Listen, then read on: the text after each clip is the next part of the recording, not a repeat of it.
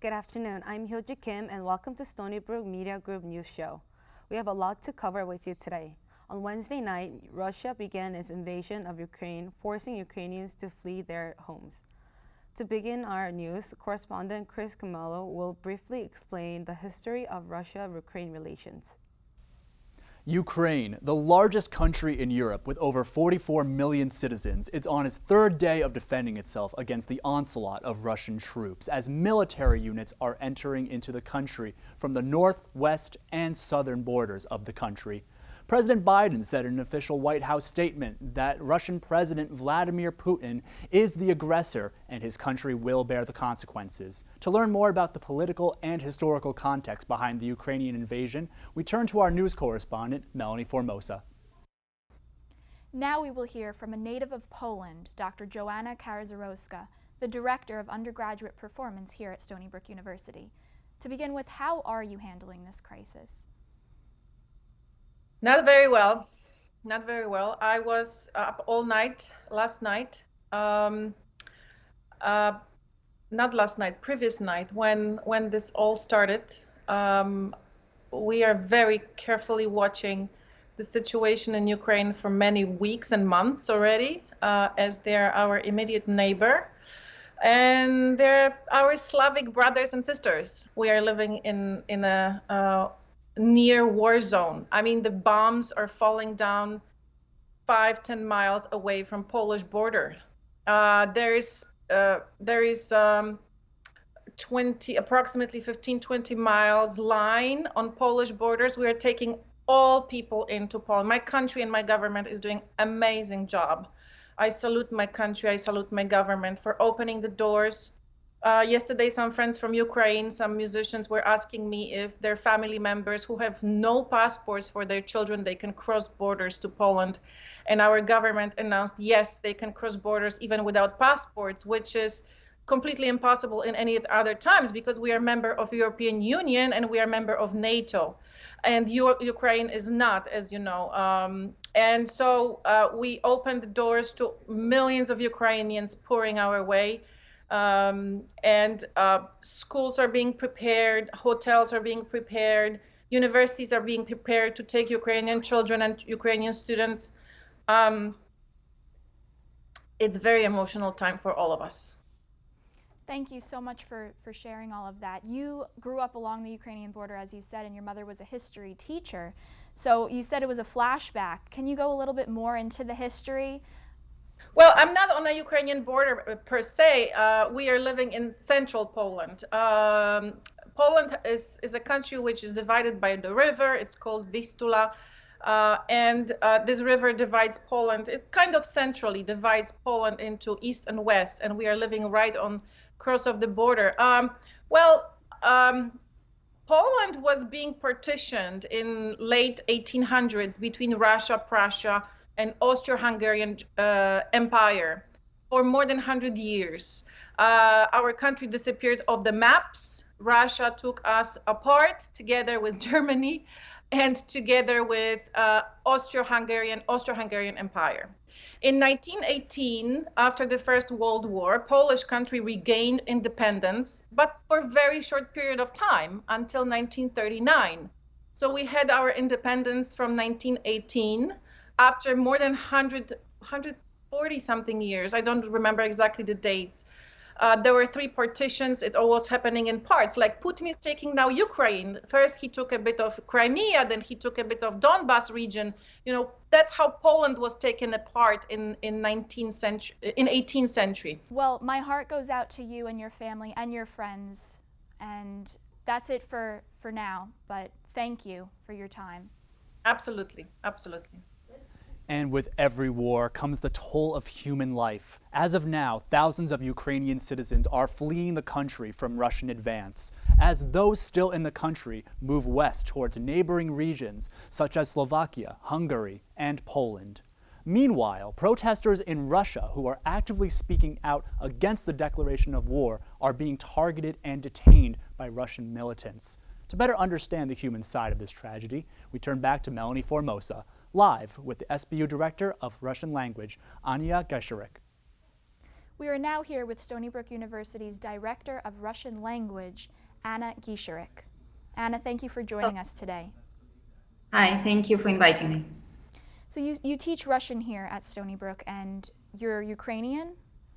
Yes, I was born and raised in Ukraine, and I came to the United States in the 90s. I've been teaching at Stony Brook in the Russian program in the European languages for many years.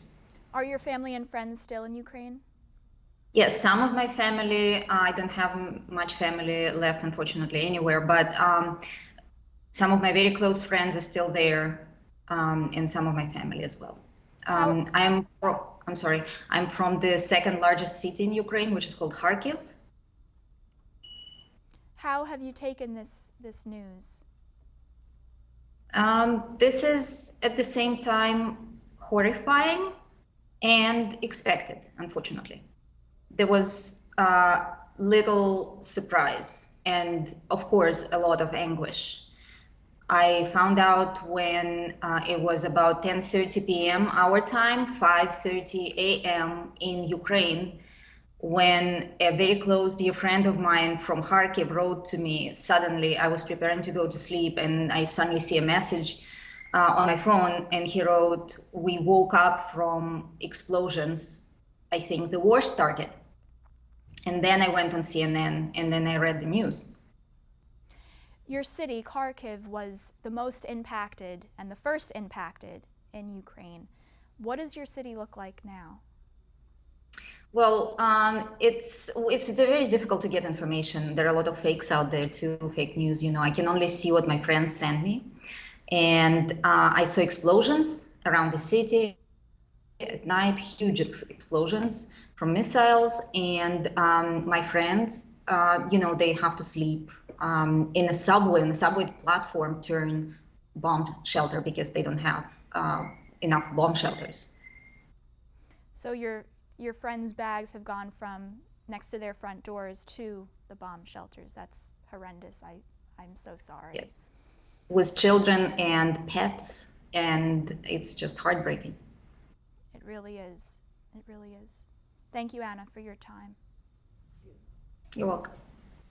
As we continue to uncover more details from our brave international reporters and citizens on the scene, we hold the people of Ukraine in our hearts. From Stony Brook Media Group, I'm Chris Kimella. Back to you, Hoju.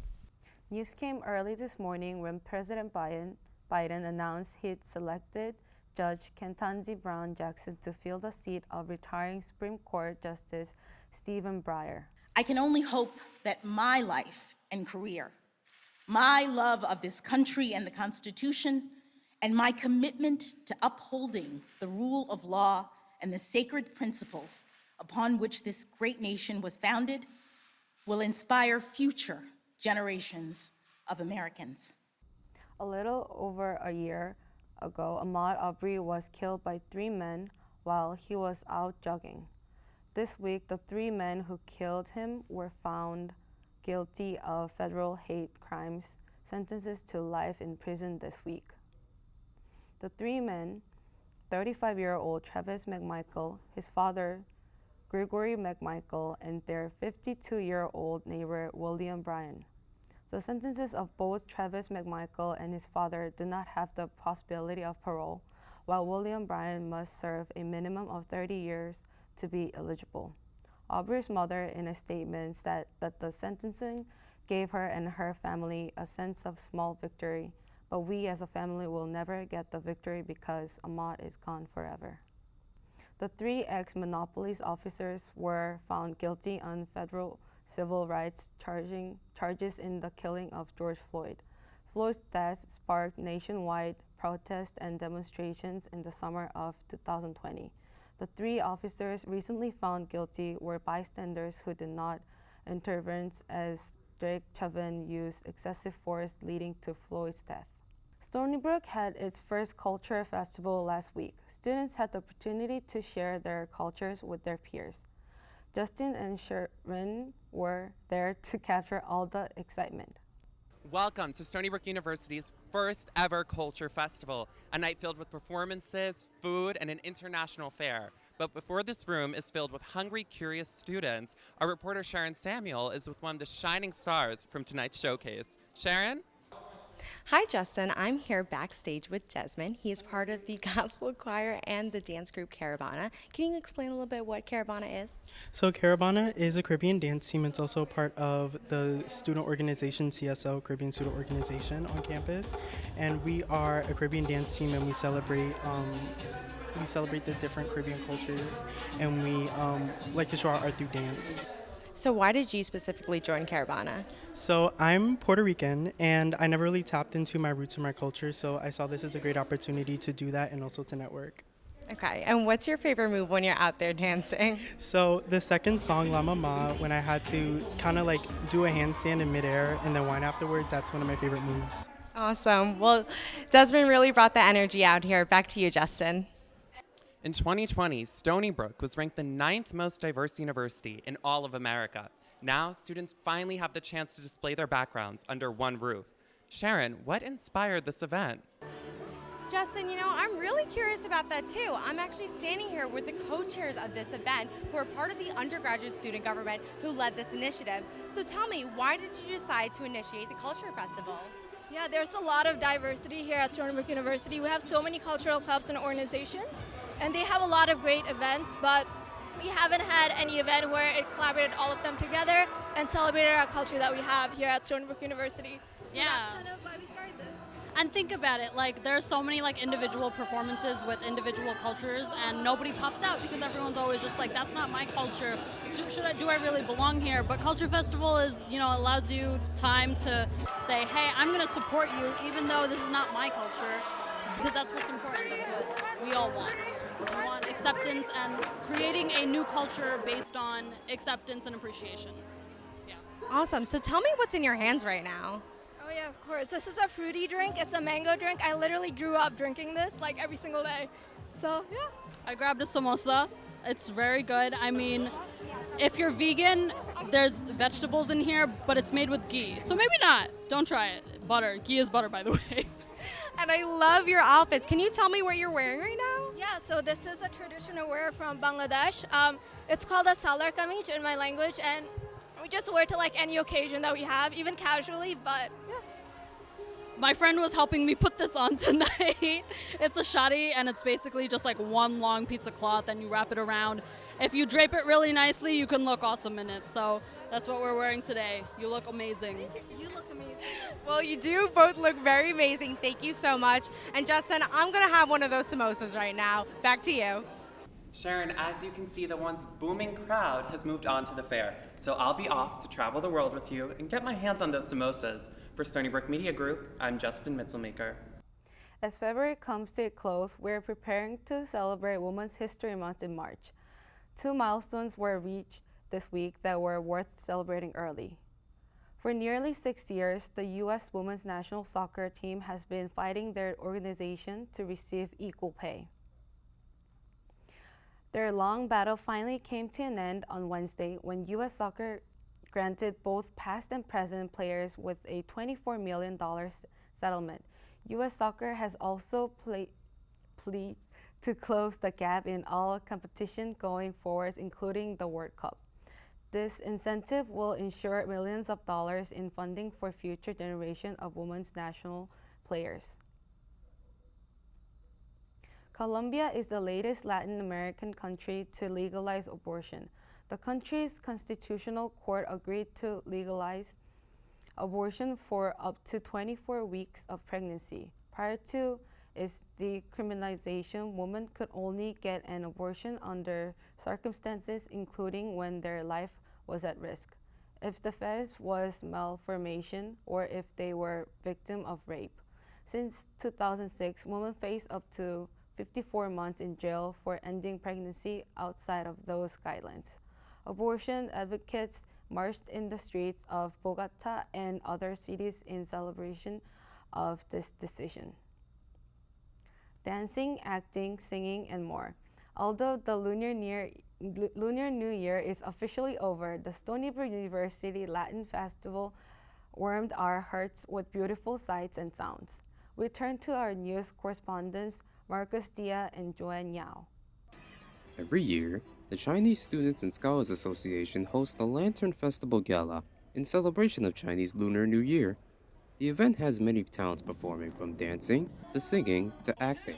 It was really fun. Because I've never been to any of like this kind of like events, so I thought it was really fun and I loved it. And well, I think it's my friend's like second time performing here, so yeah, you should be more familiar with it. The event took place in the SAC Auditorium, with the aim of the association, according to SB Engaged, to promote cultural, intellectual, and social activities for Chinese students and scholars at Stony Brook, and for other interested members of the Stony Brook community. This is a yearly event, and we do this every year, but maybe it's not today. The real day, real Lantern festival is not today, but this is the only time we have to celebrate. And also, and another reason for doing this is like during the COVID pandemic, and all the Chinese students, they cannot back to home, which is very the Lunar New Year means like we back to home, stay with the family, and we celebrate together. There'll be more events from the association in the future, with many more talents coming on stage to present their craft. Reporting from Stony Brook University, I'm Marcus Dia. Thank you for joining us this afternoon. Have a wonderful weekend. From Stony Brook Media Group, I'm Hyo-Joo Kim.